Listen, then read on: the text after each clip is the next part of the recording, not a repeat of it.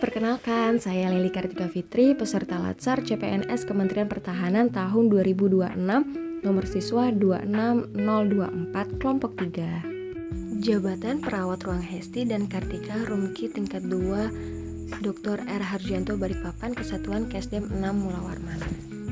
Pada pembelajaran Learning Journal, agenda 3 tentang manajemen ASN dan Smart ASN dijelaskan langsung oleh tutor atau WI Ibu Ratna Wulandari SKM.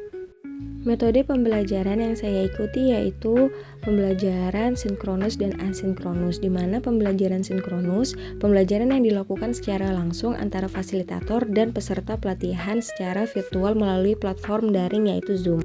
Pembelajaran dimulai dari perkenalan oleh tutor atau WI Ibu Ratna Wulandari SKM, kemudian dilanjutkan perkenalan kelompok 3 dan dilanjutkan pemaparan materi ASN dan Smart ASN diselingi oleh kuis sederhana, tanya jawab, lalu tugas yang dipresentasikan dan direview langsung oleh tutor. Pembahasan pertama yaitu manajemen ASN, pengelolaan ASN untuk menghasilkan pegawai ASN yang profesional, memiliki nilai dasar, etika profesi, bebas dari intervensi politik, dan bersih dari KKN. Dalam pembelajaran ASN, saya memahami tentang pentingnya kedudukan ASN. Kedudukan dan peran ASN yaitu sebagai pelaksana kebijakan publik, pelayan publik, perekat dan pemersatu bangsa. Hak dan kewajiban ASN. Hak ASN yaitu mendapatkan gaji, tunjangan, pengembangan kompetensi. Kewajiban ASN yaitu melaksanakan nilai dasar ASN, menjaga netralitas ASN, menjunjung tinggi etika ASN, menjaga rahasia, bersedia ditempatkan di mana saja, serta memberikan pelayanan terbaik untuk masyarakat. Untuk mendukung itu semua, tentunya ASN harus memiliki kode etik seperti menjaga integritas, kejujuran, menempatkan kepentingan publik di atas kepentingan pribadi. Saya juga belajar tentang sistem merit di mana pengelolaan ASN dilakukan secara objektif berdasarkan kompetensi dan kinerja yang adil dan wajar. Peran ASN sebagai perencana, pelaksana, dan pengawas penyelenggara tugas umum pemerintahan dan pembangunan nasional melalui pelaksana kebijakan dan pelayanan publik yang profesional, bebas dari intervensi politik, serta bersih dari praktek KKN.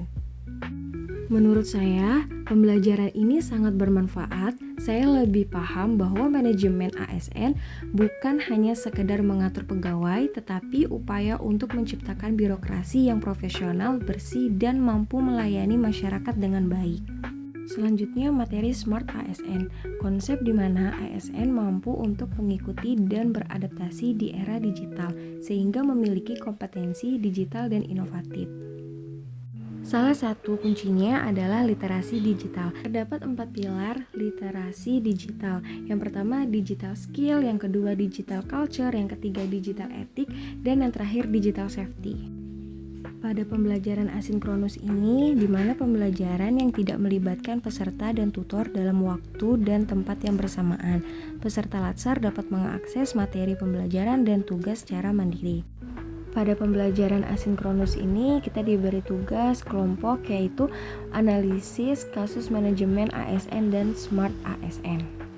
Dan tugas individu, kami diberi tugas analisis isu manajemen ASN dan Smart ASN di unit kerja. Lalu yang kedua, tugas individu Learning Journal. Selama mengikuti pembelajaran tentang manajemen ASN dan Smart ASN, saya banyak mendapatkan pengalaman belajar yang sangat bermakna. Materi yang disampaikan tidak hanya tentang peran dan fungsi sebagai ASN. Metode ini mampu membuat saya memahami materi dan dapat menghubungkannya secara langsung di lingkungan tempat saya kerja. Sebagai penutup, pembelajaran mengenai manajemen ASN dan Smart ASN memberikan banyak wawasan dan refleksi mendalam bagi saya. Saya tidak hanya mendapatkan pengetahuan baru, tetapi juga perubahan cara pandang terhadap peran ASN di era modern. Harapan saya, ilmu yang diperoleh tidak hanya berhenti pada proses pelatihan, tetapi dapat diterapkan secara nyata dalam pekerjaan sehari-hari untuk meningkatkan kualitas dan pelayanan publik. Sekian dari saya ASN berakhlak, bangga melayani.